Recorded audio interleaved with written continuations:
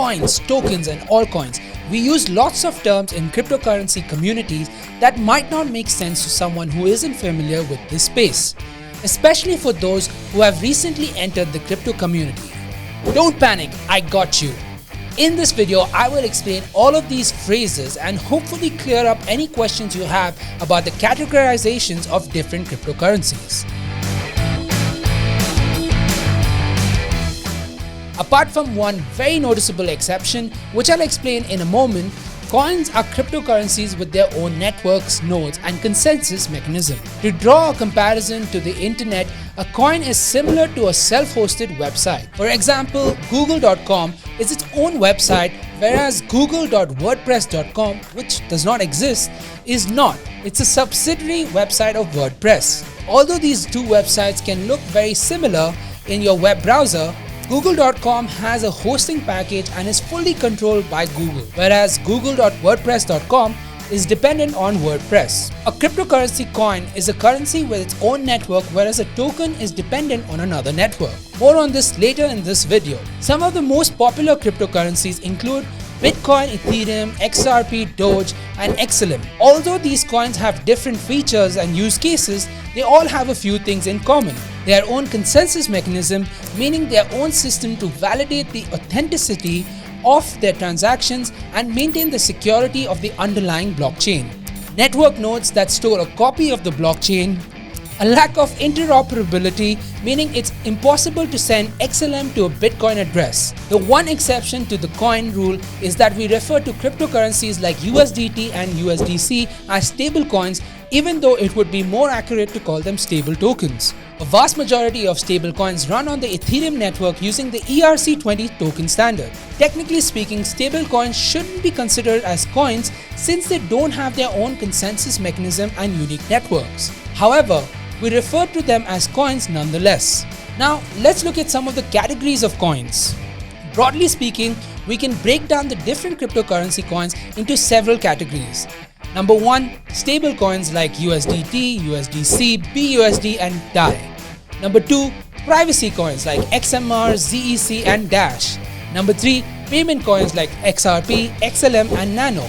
Number 4, smart contract coins or smart contract platforms such as Ethereum, Cardano, and Tezos. And finally, store of value coins like Bitcoin and Litecoin. These are just a few examples of the various types of coins. Now, what is an altcoin? Altcoin is a phrase that you'll hear in the cryptocurrency community. Thankfully, defining altcoin is very simple, guys. An altcoin is any coin that's not Bitcoin. There's just one Bitcoin followed by thousands of altcoins. In the last year or two, some people have begun to question whether Ethereum still qualifies as an altcoin.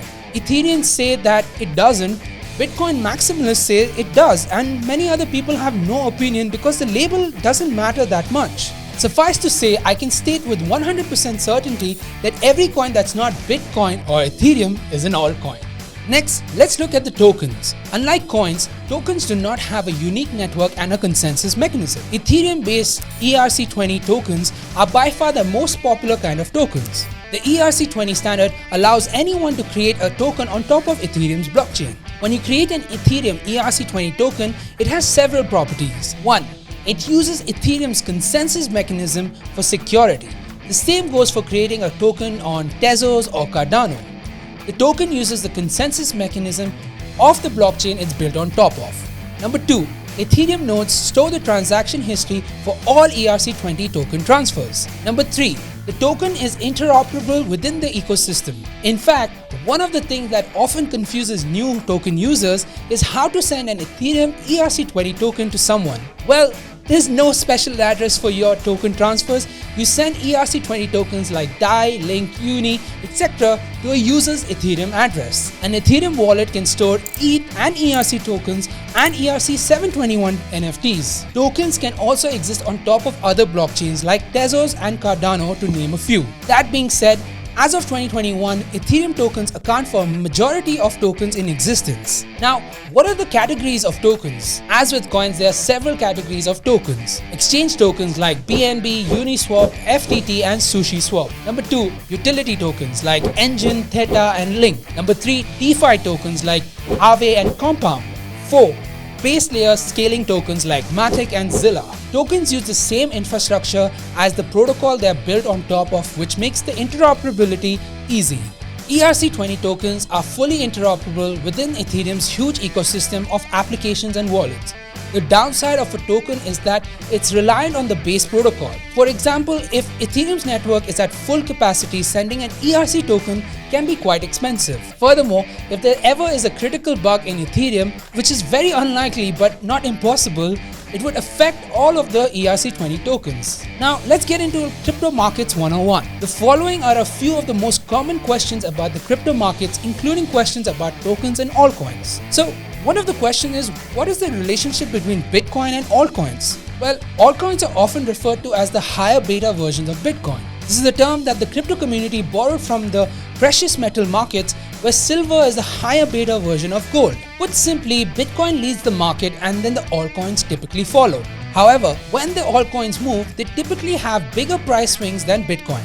If Bitcoin goes up 20% in a month, the altcoins might go up 40%. But if Bitcoin goes down 20% in a month, the altcoins could go down to 50%. There's no exact science to these moves, but I can say with some certainty the following rules often apply. Bitcoin always moves first, followed by the higher cap established altcoins that move next.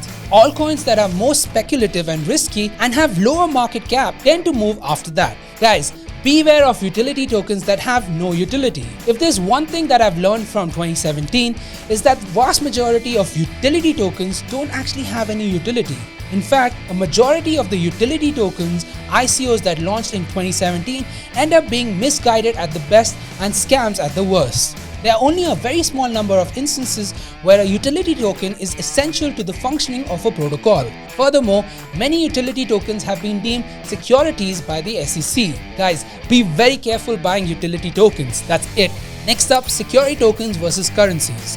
Some countries like Switzerland and Portugal have crafted very friendly crypto regulations, and other regulators like the American SEC have yet to clearly define the difference between a security token and a currency. The Ripple XRP story is the best example of how unclear regulation is hurting the American crypto industry. Many people don't realize that XRP is actually one of the oldest currencies, having been around since 2012. For years, Ripple, the company behind XRP, claimed XRP was a currency and should not be subject to certain regulations. As a California-based company, Ripple went out of its way to please regulators and attain approval wherever it could.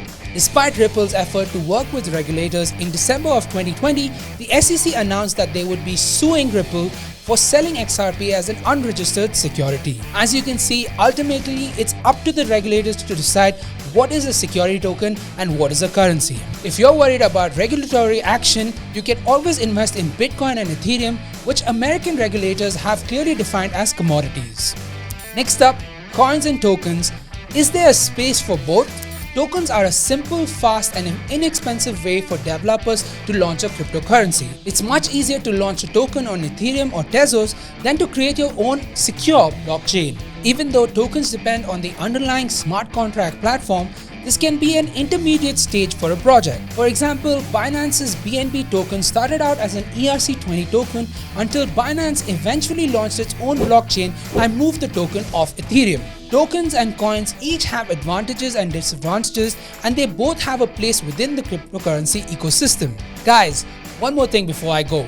I will be dropping videos just like this, and if you're interested in them, then all you gotta do is hit that subscribe button and click on that bell icon so that you don't miss when my new videos drop. Crypto is my passion and I love making these videos for you guys.